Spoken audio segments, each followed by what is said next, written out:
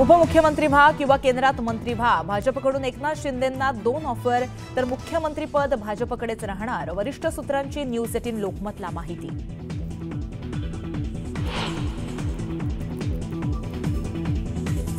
फडणवीसांना मुख्यमंत्री करण्याचा निर्णय झालाय। भाजप श्रेष्ठींचा एकनाथ शिंदेंना तसा संदेश, रामदास आठवलेंचा गौप्यस्फोट।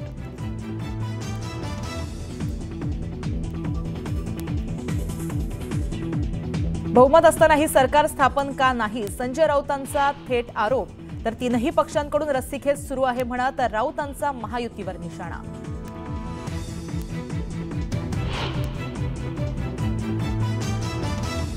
भाजप शब्द पाळत नाही, त्यांचा शब्द गांभीर्याने घ्यायचा नसतो, संजय राऊतांची भाजपवर टीका।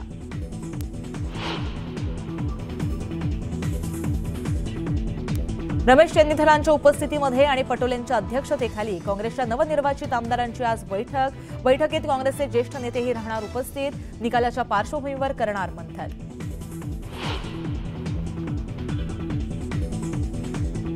ईव्हीएमला विरोध करणारी याचिका सुप्रीम कोर्टाने फेटाळली, पुन्हा मतपत्रिकेद्वारे निवडणुका घेण्यास कोर्टाने नकार, सुप्रीम कोर्टाने ओढले ताशेरे।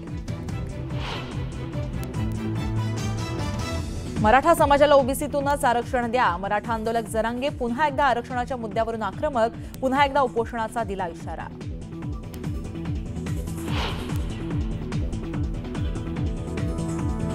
राज्यात नोव्हेंबर अखेर थंडीचा कडाका वाढला, येत्या काळात गारठा आणखी वाढणार असल्याचा हवामान विभागाचा अंदाज।